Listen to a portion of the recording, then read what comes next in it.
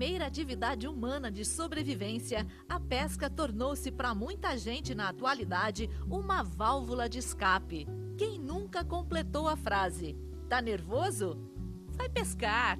O homem descobriu a satisfação da captura, passando a pescar não apenas por necessidade, mas também para dar largas a esse prazer.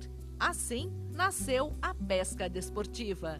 Seu desenvolvimento está estreitamente ligado à evolução dos apetrechos de pesca.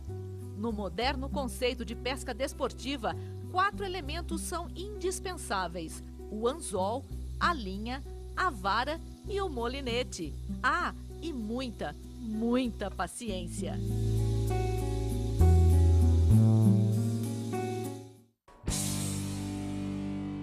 Hoje, quinta-feira, dia 4 de dezembro de 2014, estamos ao vivo aqui, agora sim, aqui hoje, para falar sobre uma das atividades mais populares, né, do mundo, a pescaria. Eu recebo nos estúdios da TV Câmara o professor da Unicamp, Ezequiel Teodoro da Silva. Ele está de viagem marcada para os Estados Unidos para receber um prêmio pela sua cooperação pessoal à pescaria recreativa, uma atividade que contribui para a preservação ambiental. Bem-vindo ao Mais Esportes, professor. Muito obrigada por ter vindo. Prazer é todo meu. Falar de pesca é falar da vida, é falar da natureza. Portanto, eu fico muito à disposição para responder as perguntas suas, não é? E fornecer todo tipo de informação que pudermos, não é? Para que a pesca até ganhe novos adeptos, não é? Aqui na nossa região de Campinas. Pois é, vamos falar um pouquinho sobre a história da pesca. Ela é bem antiga, ela é tão antiga quanto o primeiro homem, né? Porque ele já pescava para poder se alimentar, não é assim? Exatamente, quer dizer, desde os tempos mais primitivos, não é? A pesca, como uma prática humana, vem acompanhando, não é, os passos da humanidade, não é? Há todo, inclusive, um conjunto de símbolos do próprio nascimento do cristianismo, não é? Que coloca Jesus Cristo como um pescador, não é? Um pescador de homens e um pescador de peixes, não é? Portanto, é uma atividade intimamente relacionada à vida do homem na terra, não é? E, logicamente, que no seu início a pesca veio na sua forma de subsistência, não é? Quer dizer, o homem pescava para comer, não é? O homem pescava para se alimentar, não é? E a carne do peixe é uma carne saborosa, repleta de vitaminas, de ômega 3 e uma série de coisas, não é? Agora, nós temos vestígios, inclusive no Egito, não é? Murais e etc., que mostra, na verdade, os povos antigos pescando, não é? Numa de minhas viagens para aquela região, eu vi, por exemplo, um conjunto de anzóis, não é? Toda uma amostra de anzóis, de pedras, anzóis de ossos e etc., não é? Naquele tempo não tinha um material tão forte e resistente como nós temos hoje, não é? Então, essa amostra já apontava, na verdade, a presença, não é? Do peixe e, logicamente, a busca do peixe pelo homem, não é? Nas atividades mais antigas da própria humanidade. E hoje a pesca tem até uma associação, né, que controla, que é a ANEP, é isso? Exato. Nós temos a Associação Nacional de Pesca, não é? Dentro do Ministério da Pesca e Aquicultura, não é? Do governo federal. Mas eu gostaria de retornar, Sim. Porque é uma curiosidade nessa evolução da pesca que eu gostaria de partilhar com os telespectadores da TV Câmara de Campinas, não é? Uma curiosidade muito interessante, o primeiro livro publicado sobre a pesca esportiva foi escrito por uma mulher, né? Incrível. Porque geralmente a gente tem esse esporte da pesca muito vinculado aos homens, né? E há um segmento feminino imenso, mundialmente falando, né? Que gostam muito de pescar, que gostam de estar na natureza, gostam de interagir com os peixes. Então, esta era uma prioresa chamada Dama Juliana Berners, era uma inglesa, e em 1492, na Inglaterra, ela publicou um livro chamado A Arte da Pesca com uma Vara de Pescar, né? E até hoje... Esse é o nome do livro. Esse é o nome do livro, é. E é um nome em inglês, não é? Em inglês antigo, mas uma tradução objetiva seria esse o título da obra. E até hoje, alguns nós de pesca, alguns tipos de arremessos de fly, de pesca com mosca, que ela prega neste livro, são usados até hoje em dia, né? Logicamente que depois do século XV, século XVI, a pesca continua a evoluir e há uma relação muito íntima, não é, da descoberta de novos materiais, novas ligas, não é, para fabricar os equipamentos de pesca, não é, o que permite, inclusive, um fair play, não é, entre o pescador e as espécies pescadas, não é? E no final do século XIX, principalmente através de um norte-americano chamado Evinrude, né? Evinrude, ele fabricou, na verdade, os primeiros motores de popa. Há uma marca muito famosa nos Estados Unidos chamada Evinrude até hoje, né? A partir de 1910, 1920, isso, na verdade, é incrementado com a pesca das grandes espécimes, né? Dos grandes peixes, principalmente os peixes de mar, né? O marlin, peixes de 300, 400, 500 quilos, né? E os grandes campeonatos e as grandes disputas pelos maiores peixes. Hoje isso está mudando um pouco, não é? Porque esses grandes peixes são importantes de serem preservados, inclusive, porque são matrizes que, se você continuar matando o grande peixe, o peixe não cresce mais. Há uma mutação genética, não é? Então hoje há todo um cuidado com a preservação do peixe, que também faz parte, não é, da evolução, né, desse esporte no mundo. Existem leis específicas de proteção, né? Existe uma lei de 1967 que já regulamenta a pesca, existem leis municipais que, por exemplo, lá em Corumbá, no Mato Grosso do Sul, né, existe uma lei municipal que protege o dourado. Exatamente. Não é isso? E com essas leis, a pesca vai sendo, os peixes vão sendo protegidos. Na verdade, o que nós estamos vendo aí hoje no mundo, não é, que muitas espécies tendem a desaparecer, inclusive espécies que são chamadas espécies esportivas, espécies que dão lutas saudáveis com os pescadores, não é? E por efeito da sobrepesca, não é, essas espécies, na verdade, tendem a desaparecer. Então, a grande luta internacional hoje, Ana, é no sentido de que se estabeleçam normas, leis, não é? Se fixem, na verdade, diretrizes, não é? Para que os peixes possam sobreviver e se reproduzir, né? Nós temos, por exemplo, sobrepesca hoje da baleia. A baleia não é um peixe esportivo, mas é importante dentro do ecossistema, né? O atum tende a desaparecer, não é? O salmão, não é? Também, realmente, se você não tomar cuidado com a sua reprodução, etc., não é? Esses peixes tendem a desaparecer. Os peixes de bico, que são chamados peixes do Atlântico, e também, logicamente, os peixes de água doce, não é? E aí não adianta apenas preservar o peixe, há que se ter uma água saudável, né? E na região de Campinas, há um grande desafio local aí para ser pensado por uma Câmara Municipal, pelos dirigentes e as autoridades municipais, que é, na verdade, o restauro do ecossistema dos rios, né? Por quê? Porque hoje nós temos aqui na cidade 90%, 95%, 96% do esgoto tratado, né?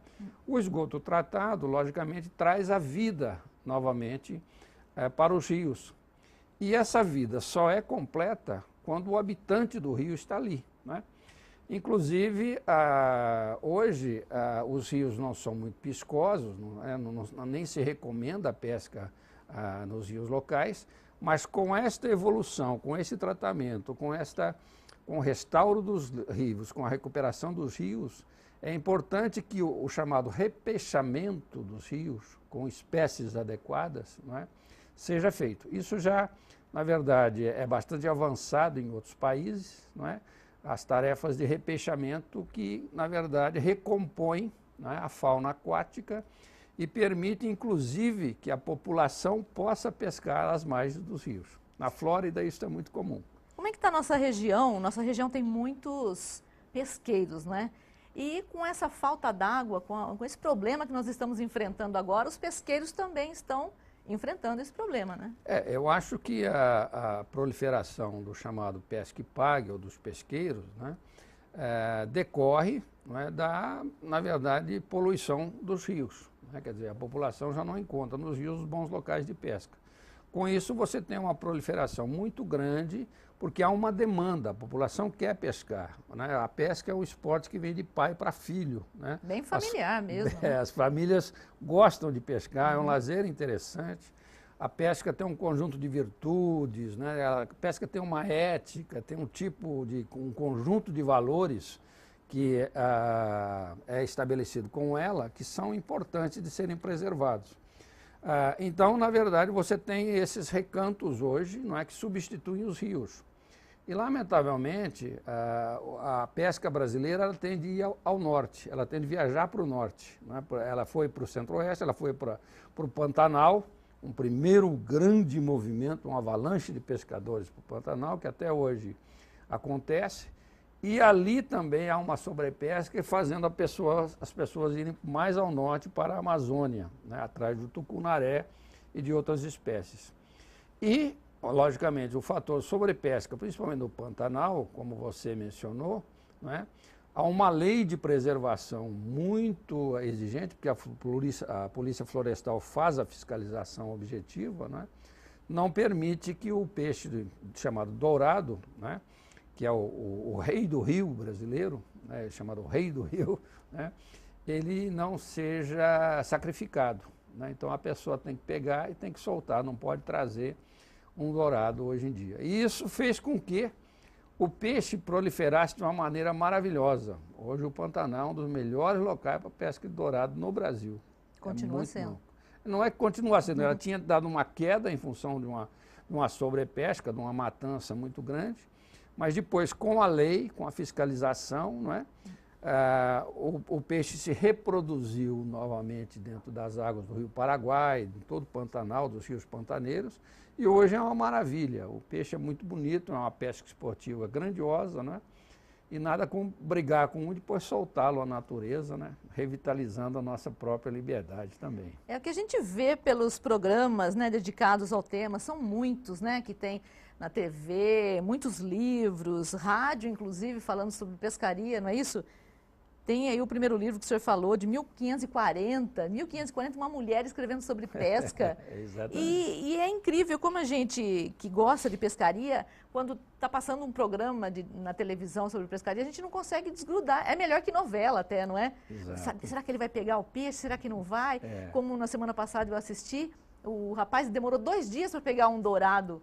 E aí, quando ele achou que já estava com o troféu, né? Ele, lógico, soltou. Ele achou que já estava ganha a viagem dele e ele pegou mais um. Pegou mais um? Isso é uma beleza, não é? Melhor que novela? Exatamente. Eu acho que os programas de pesca, principalmente a partir da década de 60, final da década de 60 no Brasil, né?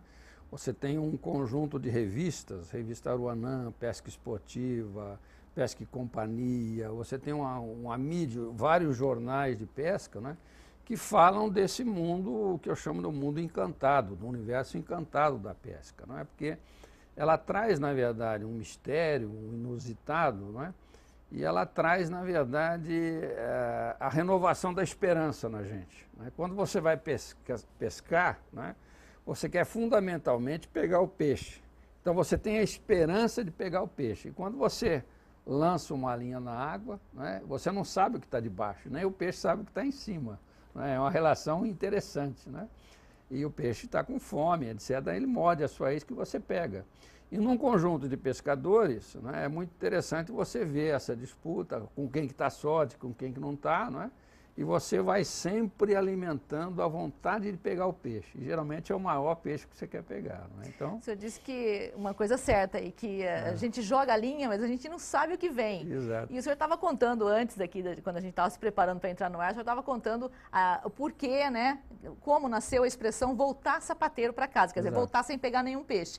Porque você joga, não sabe o que vai pegar, e muitas vezes você pode pegar uma bota, um sapato velho. E é por isso que nasceu essa expressão. Exatamente. Foi assim que nasceu. Quer dizer, os telespectadores podem não saber. Quando você vai a uma pescaria e não pega nada, absolutamente nada, há uma expressão do léxico dos pescadores que diz: você vai voltar sapateiro, você voltou sapateiro.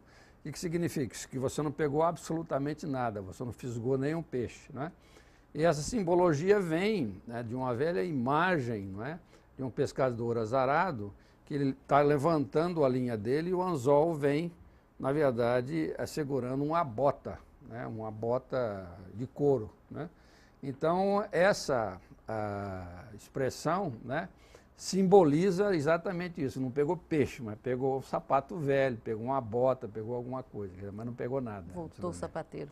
Mas nem sempre foi assim, né? Essa história de pegar e devolver. Eu lembro que quando era criança, eu ia pescar na Lagoa do Taquaral com meu pai, e a gente não tinha essa preocupação de devolver. Isso vem de pouco tempo, não, já faz tempo, né? Uhum. Essa história de devolver o peixe. Uma pessoa, um personagem importante para a pesca esportiva foi o Rubinho Almeida Prado, não é isso? Exatamente. O Rubinho, ele foi, vamos dizer assim, o pai da pesca esportiva brasileira. Eu sempre digo isso e eu digo isso com muito orgulho, porque ele trouxe, divulgou e amplificou, não é? Fez toda uma divulgação importante via televisão, na época televisão Bandeirantes, não é? No seu programa Pesca e Companhia, desta filosofia da pesca esportiva, que é pescar e soltar.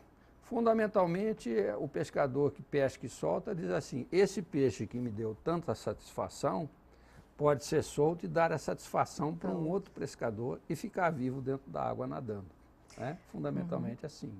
E quais os benefícios que a pesca tem para o ser humano? Aquela frase, está nervoso, vai pescar, né? Ela diz muito, né? Eu acho que a pesca incorpora um conjunto bastante amplo de valores, né? Dentre os mais famosos estão a própria paciência do pescador. Tem dia que você vai pescar e você tem que ser muito paciente, né? Porque o peixe às vezes não quer morder a sua isca, você tem uma mudança atmosférica, não é? Você tem uma nova coloração, a pressão da água, então você tem várias coisas que também interferem na produtividade de uma pesca, não é? Então, sem dúvida que a paciência é uma delas, mas outras, por exemplo, como a sua organização pessoal. Você precisa conhecer muito bem os equipamentos que você vai usar, né? Não é, se você vai pescar um peixe pequeno, por exemplo, como uma tilápia, é um equipamento. Se você vai pescar um dourado, é outro equipamento, né? Se você é um pescador com iscas artificiais, você precisa conhecer as características das iscas artificiais para determinadas espécies. A mesma coisa a pesca com mosca. Você precisa saber qual é a mosca que precisa ser atada de modo que ela fisgue um determinado peixe, não é? Então, e há também, veja bem, além disso, toda uma literatura de pesca, uma simbologia da pesca, não é? Ernest Hemingway, o grande escritor, né, escreveu vários livros famosos, best-sellers, né, de pescadores, de vidas de pescadores, né? Então isso, na verdade, para mim, que sou um apaixonado, um inveterado pela pesca, né, isso significa muito para mim, né? É diferente de eu comer um peixe num restaurante, quer dizer, o peixe tem um significado simbólico, poético, ético, entendeu? E é sempre bom porque engrandece a minha própria cidadania, né? Eu digo assim. Nós vamos fazer um intervalo, professor, voltamos dentro de instantes para continuar em nossa conversa sobre essa atividade que atrai famílias inteiras para os pesqueiros, né? O professor Ezequiel da Unicamp está aqui com a gente e vai, no próximo bloco, contar algumas histórias interessantes de pescador. Até já! Você fica constrangido quando encontra uma pessoa com deficiência? Então, está na hora de mudar. Deficiência não é doença e essas dicas são para você. Ao conversar com o cadeirante, procure sentar-se. Assim, vocês mantêm a mesma linha do olhar. Para ajudá-lo a subir um degrau, segure a cadeira com firmeza e incline para trás, levantando as rodinhas da frente. Para descer, faça a manobra de marcha ré, sempre apoiando para evitar solavancos. Mas nunca movimente a cadeira sem antes pedir permissão ao cadeirante. E em nenhuma hipótese, nem por um segundo, estacione na vaga reservada a pessoas com deficiência ou ao lado de guias rebaixadas. Você gostaria que construíssem um muro na porta da sua garagem? Pois é, quando você estaciona em lugares reservados, está impedindo que o deficiente físico se locomova. Cidadania é saber conviver com as diferenças.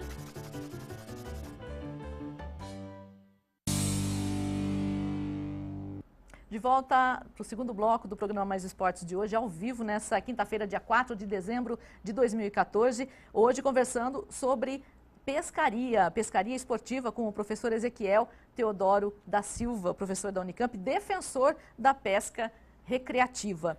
Professor, o senhor possui graduação em... Vou falar um pouco, né? Um pouquinho. Porque o senhor possui graduação em Língua e Literatura Inglesa pela PUC de São Paulo, né? Em 71. Depois mestrado em Educação, Leitura pela Universidade de Miami, em 73. Doutorado em Educação e Psicologia da Educação pela PUC de São Paulo também, em 79. O senhor é atualmente professor aposentado, mas é colaborador voluntário da Unicamp. Tem experiência na área da educação, com ênfase em pedagogia, psicologia e didática. Nossa, a gente vai ficar aqui a tarde inteira falando. Não faz, não. Criador do portal Leitura Crítica, né, onde a gente pode encontrar uma boa parte da sua obra e ainda promove a formação de professores para o ensino da leitura. Dentro desse contexto, onde é que entra a pescaria? Na verdade,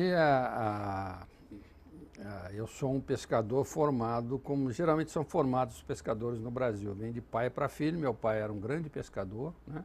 Pesquei muito com ele no interior de São Paulo. E no ano de 2000 eu resolvi me debruçar sobre essa experiência, né? Eu já ia pescar nos rios da região, né? Nos rios da minha terra e etc. E eu sempre guardava uma vontade de me dedicar um pouco mais profissionalmente nessa área, né? E no ano 2000 eu fui convidado para fazer uma palestra sobre pesca recreativa em Belém do Pará, num seminário de turismo lá em Belém do Pará, e encontrei aquele que veio se tornar um grande amigo meu, que é o próprio Rubinho Almeida Prado, né? Que na época já tinha saído da Bandeirantes, estava montando uma marca, desenvolvendo uma marca dele mesmo, chamada Pesca Aventura. Então, nós fizemos uma parceria e montamos, na época, no ano 2000, os sites estavam começando a aparecer, um portal chamado Pesca Aventura, né? Com uma revista acoplada, uma série de sessões interessantes, né? E a partir daí, comecei a escrever livros, comecei, na verdade, a fotografar a pesca, não é? E, na verdade, o meu grande interesse hoje, dentro desse universo, né, além de outros aspectos, mas fundamentalmente é a evolução da pesca esportiva no Brasil, né? O nosso primeiro livro é de 1894, é o nosso primeiro livro chamado Pesca na Amazônia, né? É um livro de pesca comercial, o primeiro livro publicado no Brasil, você publicado no Brasil, tá? Uhum. E aí eu fui constatando, na verdade, outras obras importantes que falavam da evolução da pesca no Brasil. Aqui de Campinas tem um grande autor, cujo nome me escapa agora, mas o livro dele, na década de 20 e 30, vendia mais do que a Bíblia, para você imaginar. O que, né, as pessoas procuram nos livros? Como então, pescar? Aquele livro chamava-se Caçando e Pescando por todo o Brasil, né? Era pesca e caça, mas esse sujeito ele funcionou, o nome me escapa agora, como um arauto, como foi o Amaral Neto na década de 60, aí, descobrindo o Brasil através da televisão. Ele descobriu através de livros, os livros deles eram best-sellers, né? Então eu venho, na verdade, hoje pesquisando esses livros, essa evolução, não é? Até cair na atualidade com as grandes feiras, com a indústria brasileira, com a infraestrutura para a pesca recreativa, tudo isso tem me interessado muito, né? E um primeiro livro que eu publiquei foi Pescador Esportivo, não é? Compromissos e competências do pescador esportivo. Porque, na verdade, nesse livro eu trato fundamentalmente da ética do pescador. Quer dizer, se o pescador, né, não se conscientizar, né, que ele tem que ter uma educação ambiental e praticar essa educação ambiental em suas pescarias, né, se ele não preservar os peixes, se ele não tiver uma consciência voltada para a preservação das águas, o esporte dele vai desaparecer, né? Quer dizer, principalmente se for um pescador de rio, né, e o pescador de mar a mesma coisa, né? E aí, não sei se você sabe, a pesca é o segundo esporte participativo do Brasil e vem logo depois do futebol.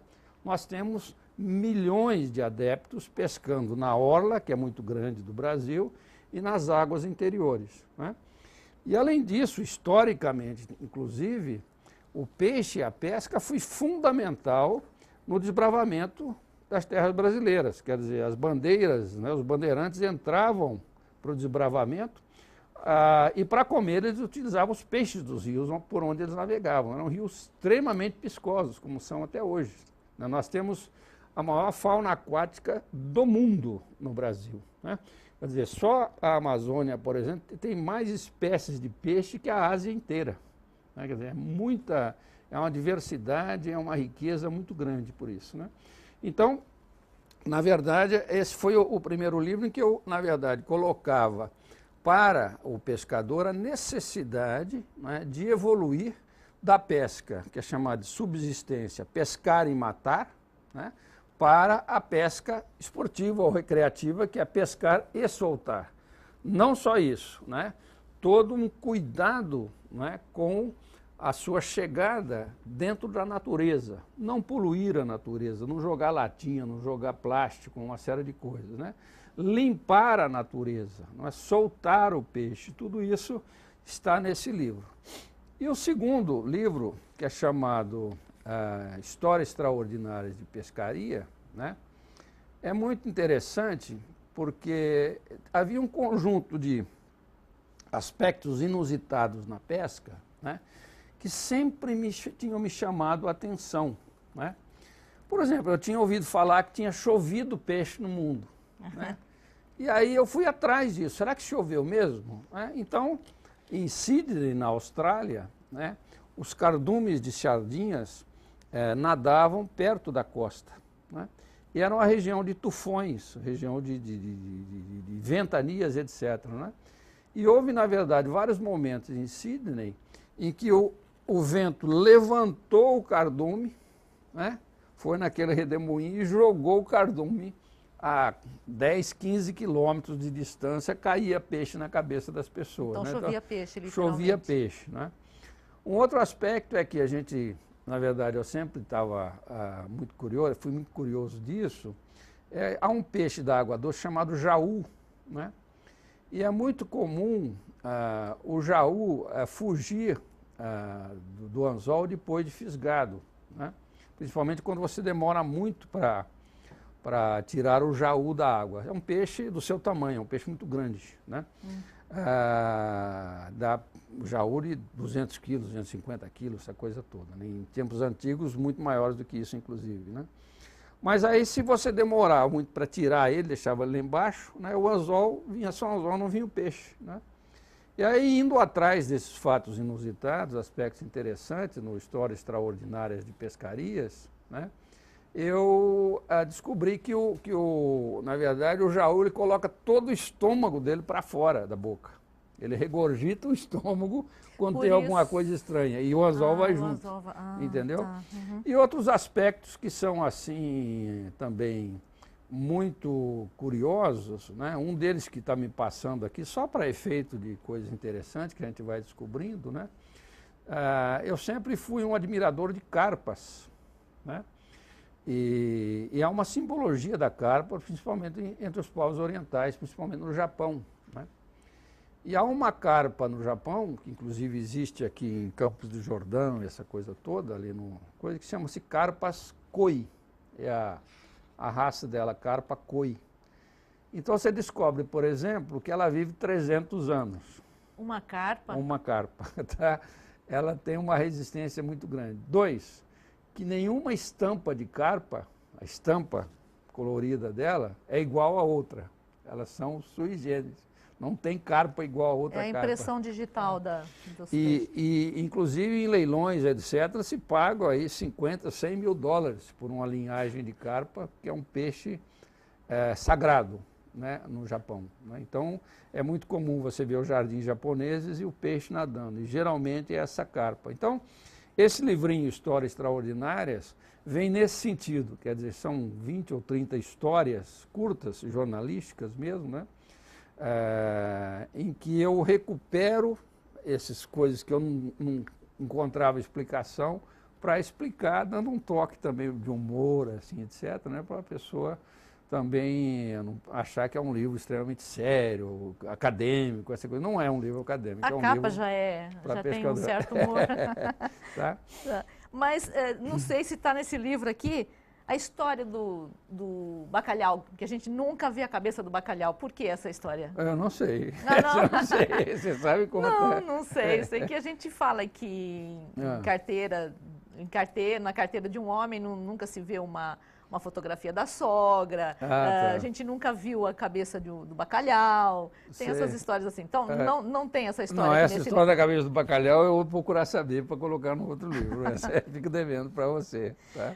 Bem, e o senhor tem alguma história sua, engraçada? Porque todo pescador tem uma história engraçada, ou uma história que, contando, ninguém acredita. Existe alguma? Não, na verdade são histórias clássicas de pescaria, né, que são muito engraçadas, né, que vem do todo um imaginário, né, e existe, nós fizemos 3 concursos através do site Pescarte, que eu estou coordenando hoje, de concursos de causos, não é? São 3 concursos nacionais que nós temos, né? E um deles recupera e, vamos dizer assim, atualiza uma história bastante interessante do mundo da mentira, né? Quer dizer, o caos geralmente ele pega umas situações, né, assim, meia mística e tal, e ele coloca dentro de uma escrita que gera muito riso, né?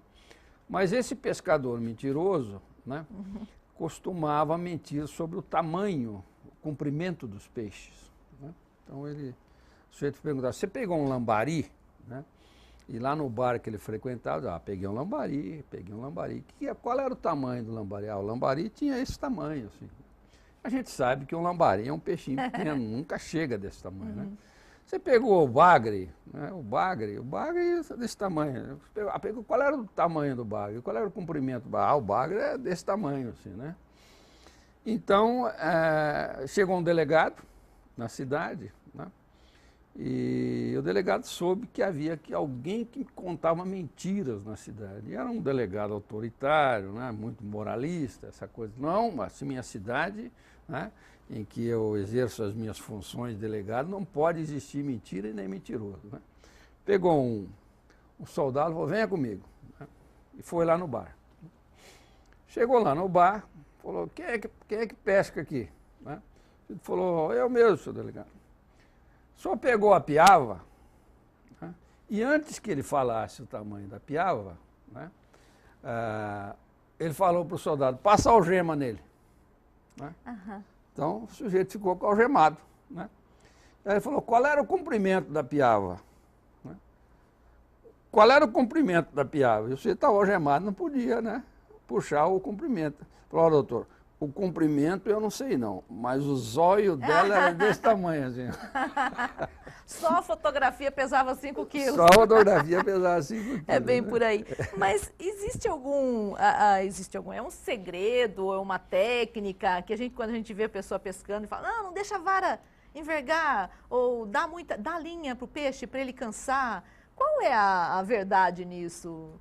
Eu acho que há uma verdade Técnica, realmente, né? São técnicas. Por exemplo, se você está pegando uma tilápia, por exemplo, principalmente as tilápias grandes, ela tem um puxão, né, uma mordida muito sutil, né? Quer dizer, é quase imperceptível. Se você não tiver uma capacidade de perceber a mordida da tilápia, você não pega a tilápia. Ela é um peixe maroto, né? Então, na verdade, existe a chamada levada de linha, entendeu? E você tem que ser suficientemente paciente também para aguardar o momento certo, tá? Para você, então, fazer a fisgada, né, e permitir que o anzol penetre a boca do peixe, entendeu? Isto é uma coisa, né? E também quando você está brigando com o peixe. Nós temos, assim, uma expressão de dizer, não dê ponta de vara, né? Se você der ponta de vara, o peixe arrebenta a linha e leva todo o seu equipamento para... Então, são técnicas, na verdade, né, que você vai com a prática, né, com os ensinamentos de quem tem mais experiência, aprendendo para poder fisgar o peixe e com ele brigar e etc. Mas num pesqueiro, assim, todo mundo é professor, né? Todo mundo sabe. Não, é assim que faz, é assim, é uma briga, né? E essa história de pescar com vento? Que o vento não deixa, não é um dia bom para pescar quando está ventando, existe isso? Sim, existe, E por quê? Porque existe. faz barulho na Não, água? nem tanto a chuva, mas na verdade, se você está pescando, por exemplo, estou tomando sempre como parâmetro a tilápia, ou uma piava, ou mesmo um lambari, etc., que são peixes de água doce, entendeu? Se você tem o vento, você não percebe, na verdade, essas levadas, tá? Então, essas são situações ruins de pesca, não é? Agora, a possibilidade, eu já vivi isso também, que depois das ventanias vem uma bonança de pesca muito grande. Quer dizer, você espera ventar ou espera chover, principalmente aqui no Rio Grande, por exemplo, nós pegamos 2 ventanias grandes, mas depois que ventou foi uma maravilha de pesca. Parece que o vento mexeu com o fundo do rio, sedimento, essa coisa toda, né? E mesma coisa com a chuva, né? Então são fatores, na verdade, não que impeçam a pescaria, mas são fatores negativos para uma pesca. A pesca pede um dia bonito, um céu bonito, entendeu? Uma tarde gostosa, né? Para você poder desfrutar do peixe, da companhia dos seus companheiros de pesca, né? Um bom almoço, uma boa cervejinha, tudo isso é parte desse ritual da pesca, que você vive, inclusive. Que você falou. Vivo, amo pescar. E a pescaria tem que ser silenciosa? Não necessariamente. Se diz que há muitas espécies, não é que na verdade, você bater o pé no barranco, você conversar por demais, né, são espécies que se assustam. Mas as pesquisas não dão uma relação direta, não é, entre o barulho e a produtividade da pesca, né? Eu realmente sou mais cético em relação a isso. Eu não acredito que você bater um papo, conversar, etc., né, porque às vezes fica um negócio tão chato pescar, né, porque ninguém pode falar muito, né? Então, eu, na verdade, gosto de uma boa conversinha quando eu pesco. Tá certo. Bom, a gente vai fazer mais um intervalo. Estamos falando hoje sobre pescaria esportiva, com o grande defensor da pesca, do Pesca e Solta, né, a pesca esportiva, o professor da Unicamp, professor Ezequiel. Falando, então, sobre, como ele disse, o segundo esporte mais praticado no Brasil, a pescaria, que vem logo depois do futebol. Até já. Você fica constrangido quando encontra uma pessoa com deficiência? Então, está na hora de mudar. Deficiência não é doença e essas dicas são para você. Ao encontrar uma pessoa cega, toque em seu braço e se apresente antes de começar a conversa. Para caminhar, coloque a mão da pessoa cega no seu ombro ou no cotovelo dobrado. Deixe que ela acompanhe o seu corpo e avise com antecedência sobre a existência de barreiras. Nunca faça carinho ou dê alimentos ao cão-guia. Ele está trabalhando para o cego e não pode ser distraído. O cão-guia também pode entrar em qualquer ambiente público. É um direito garantido por lei. Cidadania é saber conviver com as diferenças.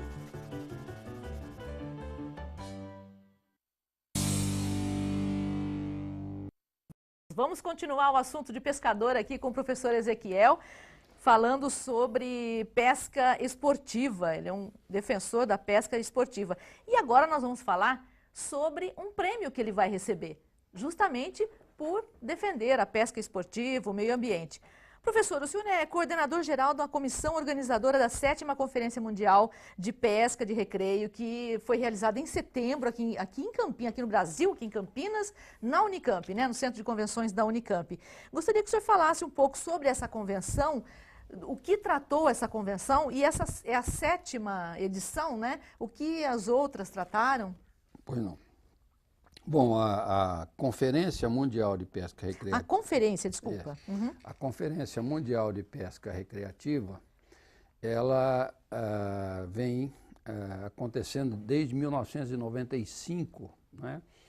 Ela é um evento trienal, ocorre de 3 em 3 anos, em diferentes países sede. Não há uma organização responsável por ela. Na verdade, é o país, não é, que disputa a sede, que traz a conferência e arca com todas os seus custos, os seus gastos, essa coisa toda, né? E eu tomei conhecimento dessa conferência em 2008, foi durante a 5ª Conferência Mundial de Pesca Recreativa, que aconteceu exatamente na IGFA, lá em Dania Beach, não é? E com um tema chamado o pescador recreativo na natureza, dentro da natureza. E lá eu já tinha levado uma proposta que partia de todo um conjunto de associações nacionais, eu elaborei uma proposta, disputei na época com Austrália, Canadá e Alemanha, mas a Alemanha levou, na verdade, uma grande delegação, né? Do Brasil só estava eu creio que até da América Latina só estava eu lá, e perdemos essa disputa. Eu fiquei muito chateado, muito frustrado, porque havia todo um apoio da Unicamp em cima disso também. E depois, em 2008, aconteceu a 6ª Conferência Mundial, que foi em Berlim, na Alemanha. Eu fui para lá também e levei novamente uma proposta, amparado aí por algumas entidades, né? E disputei uma sabatina dificílima, porque tem um comitê encarregado disso, né? E eu tive que defender tudo em inglês, porque era a língua oficial também, embora eu seja professor de inglês, sempre você tem um desafio na parte de linguagem. E aí disputei com a Austrália, Nova Zelândia e Canadá, né? Canadá muito forte, mas os membros do Conselho Consultivo julgaram que era hora de um país abaixo do Equador e chamado um país emergente, né, viesse a receber, né, a sediar essa conferência. A Conferência Mundial, ela na verdade reúne cientistas da pesca recreativa, estudiosos, pesquisadores, investigadores, né, que pesquisam a realidade da pesca recreativa, que é um mosaico, né, que vai desde a economia da pesca, a sociologia da pesca, né, a ética da pesca, a biologia da pesca, a ecologia da pesca, quer dizer, é um mundo interessante que se reúne em torno disso. E é uma pesquisa avançadíssima hoje, principalmente nos países europeus, na Inglaterra, nos Estados Unidos, Canadá, essa coisa toda, não é? Que, na verdade, dão sustentação às decisões de natureza política, a programas, né? Quer dizer, você tem que basear-se, na verdade, para a tomada de decisões, né, em evidências de natureza científica, né? Quer dizer, hoje a complexidade da água, a complexidade do peixe é tão grande, né, que você não pode agir só na base do bom senso, você precisa de ciência de base para você fazer bons programas, né? Então, essa disputa nos rendeu, em 2011, então, uma conquista dessa conferência para o Brasil. Inicialmente estava marcado para Uberlândia, essa conferência, né? E eu como coordenador. Mas nós vimos as dificuldades de um evento mundial, né, numa cidade com um aeroporto muito pequeno, né? Então, nós conversamos lá com o Centro de Convenções de Uberlândia e houve pleno acordo em trazermos para Campinas, juntamente com a Unicamp e com a Universidade Federal de Uberlândia, a diretoria de engenharia de pesca deles também colaborando nesse evento, né? Nós tivemos vários problemas para instalar a conferência aqui, né? Problemas, por exemplo, que foram muito sazonais, não é? Por exemplo, a Copa do Mundo, né, que ocorreu em julho, nós pensamos que isso ia levantar o número de participantes, né, mas afastou, na verdade, em função de preços, em função de uma série de coisas por aí, né? Por outro lado, nós tivemos também uma greve na Unicamp, que durou 112 dias, que deu-se exatamente durante o evento, né? Mas houve, na verdade, toda uma superação desses obstáculos e houve um reconhecimento dos participantes, né, quanto à qualidade da organização do evento. Foi um evento muito agradável, né, um evento que colocou os pesquisadores internacionais juntamente com os pesquisadores nacionais para uma pesquisa ainda incipiente no Brasil, né? Se você quiser algum dado de pesca recreativa que seja feito de estudo acadêmico do Brasil, você vai ter uma dificuldade muito grande, né? Nós estamos ainda patinando.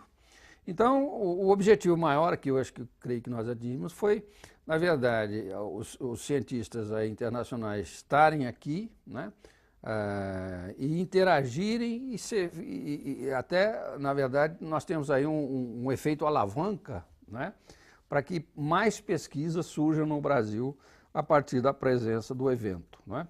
Nós tivemos uma surpresa que foi o total descaso e indiferença do Ministério da Pesca e Aquicultura. Era isso que eu ia perguntar. Não, foi lamentável. Eu não tenho nenhuma vergonha em dizer publicamente, não é? Que realmente durante 3 anos nós batemos na porta das autoridades, nós conversamos com 3 ministros que passaram por lá, todos eles, da boca para fora, disseram que iam apoiar e, na verdade, até o último minuto nós esperamos a presença, o apoio, né? E não houve nenhum. Então, nós estamos realmente muito esguarnecidos e eu acho que faz até ver, né? Que o Ministério da Pesca e Aquicultura é um cabide de emprego, como se diz por aí, né? Tá? E eu tenho a coragem e o dever de dizer isso publicamente numa televisão. Né? E o próximo, já sabe, quando é que vai acontecer o próximo? É interessante que você saiba que foi formado um comitê, né, internacional com 21 membros que se reuniu aqui e nós tínhamos, na verdade, dois países que disputavam 2017. Primeiro, o Canadá, na cidade de Vitória, né, na Grande Colômbia canadense, e Perth, na Austrália, uma cidade australiana. E depois foi uma entrevista altamente rigorosa, feita lá na Faculdade de Educação da Unicamp, os membros, inclusive eu, né, julgamos que a proposta de Vitória, no Canadá, era melhor, né, quer dizer, continha mais elementos, mais sustentação, mais vivacidade acadêmica, né, para acomodar o evento em 2017. E o que a gente espera, né, é que para esse ano nós tenhamos mais brasileiros lá com outras pesquisas sobre esse grande mosaico de... Então já está decidido que vai ser no Canadá. No Canadá, na cidade de Vitória. Vitória. É. E isso também acontece no fim do ano, em setembro, por aí? Eles não sabem ainda as datas, porque há todo um conjunto de decisões a serem tomadas, né? Porque eu queria fazer no Brasil logo depois da Copa. Mas eles falaram, olha, nós temos aqui anos acadêmicos, tem uma série de coisas internacionais que não permite fazer nessa época. Uhum. Então, o interessante é fazer no mês de setembro. Então, foi totalmente decidido internacionalmente, né? Que não adianta você fazer numa outra época que você não tem a participação que desejada, né? Entendeu? E por toda essa contribuição sua, né, a sua vontade de pescar, de ver os peixes sendo preservados, preservação ambiental, o senhor vai receber o prêmio, deixa eu ver se eu não falo errado, IGFA, é isso? Isso, Que é IGFA Conservation Award. Isso. Logo em janeiro agora, o senhor vai para a Flórida, lá nos Estados Unidos, recebeu o prêmio da Associação Internacional de Pesca Recreativa. Como foi receber essa notícia? Olha, para mim, eu venho numa luta aqui desde o ano 2000, eu fui presidente de uma sociedade de pesca no Brasil, né, que depois não evoluiu muito, né? Tenho feito algumas publicações, tenho editado uma revista virtual de pesca, né? Porque eu creio que o nosso desafio nessa área é imenso, quer dizer, a pesca, na verdade, recreativa, ela apresenta uma resiliência, né? Quando você pensa que ela vai afundar, ela ressurge, né? Foi sempre mais ou menos assim, né? Então, e tenho me preocupado com essa questão. Você veja que, por exemplo, na Inglaterra, para você ter visto, e na Flórida, você tem programas educativos com base na pesca recreativa. Você tem programas, por exemplo, para drogados, recuperação de drogados. Você tem programas para cadeirantes, deficientes, na verdade. Tudo isso levando esse pessoal para uma atividade de concentração e recuperando e dando lazer a essa população. Então, você tem programas sociais, né? No Brasil, na verdade, com um segmento tão grande, né, de necessitados, né, eu acho que a pesca, se os rios tivessem vida, né, se nós pudéssemos, na verdade, levar todo mundo para pescar, né, ou pelo menos um contingente maior, né, eu acho que os valores da pesca contribuiriam para fazer um ser humano melhor também, né? Você desviaria o sujeito da droga, por exemplo, para pescar, por exemplo, né? Então, esses programas sociais com os quais eu entrei em contato, estudei, visitei na Inglaterra, né, isso tem muito a dizer para o Brasil. Então, eu acho que o prêmio, na verdade, é mais um que vem, a gente agasalha, é um prêmio importante, internacional, mundial, né? Mas eu acho que a simbologia dele seria para melhorar o nosso país, né? Se nós, na verdade, não tomarmos cuidado, né, vamos matar cada vez mais os rios, como estamos matando o São Francisco e outras coisas, entendeu? E não estabelecemos, na verdade, rumos mais sadios, né, para que o rio continue vivendo, continue correndo, né, e também os peixes ali presentes, né, para não só alimentar as populações naquilo que ela pode alimentar, mas também gerar uma situação, uma prática social, ecológica, né, de grande vamos dizer, importância, não é, para um ser humano mais redondo, mais omnilateral, um ser humano mais integral. Eu vejo a coisa por aí, sabe? O senhor trouxe aqui também mais é o programa da conferência ou é o resumo da... Esse é o programa da conferência e todos os resumos que foram apresentados ali, né? Nós tivemos cerca de 123 trabalhos escritos, né, entre pôsteres e comunicações orais, né, e realmente o pessoal que veio foi de uma elegância, de uma responsabilidade, né, de um rigor científico que eu fiquei realmente muito assustado, né. E depois a organização, como eu já fazia os congressos de leitura em Campinas, isso também veio me apoiar um pouco na organização, né? Eu tinha participado lá nos Estados Unidos e em Berlim também, né? Eu pude sentir a necessidade de uma coisa bem cronometrada, né? Uma coisa que fosse bem organizada, né? Para satisfação daqueles que viriam expor os seus trabalhos, né? E agora nós estamos preparando pela Unicamp um mega site muito grande, né? Estamos licitando esse site para fazer a apresentação dos vídeos, das fotos, estamos publicando os livros, etc. Até conversei com ontem a Unicamp, não é, no sentido de que nós pudéssemos acelerar essa produção para que o evento gerasse mais frutos ainda para além daqueles que ele já produziu, né? Então nós estamos com uma grande expectativa em cima desse site que vai permitir que o nosso país, a imagem do país, seja mais bem vista do que já é, né, lá fora. Bom, enquanto esse site não fica pronto, o senhor tem dois sites, um sobre leitura, não é? Exato. Que é o Leitura Crítica. Ele chama-se www.lercritica.com. Está ali na tela. E o Pescarte, né? Eu confesso a você que eu estou agora retomando o Pescarte para colocá-lo em linguagem HTML5, né? E ele vai surgir renovado, inclusive para ser acessado por tablets, por celulares, essa coisa toda, né?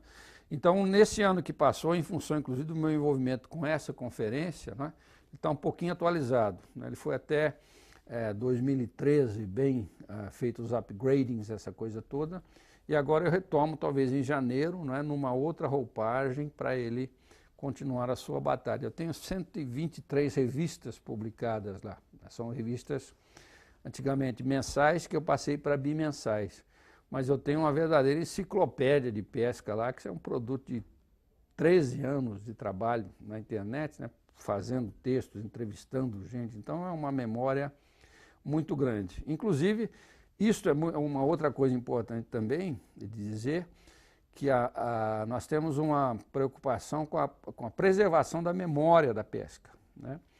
Eu sempre digo o seguinte, aquilo que não tem memória, não tem história, não tem identidade, né?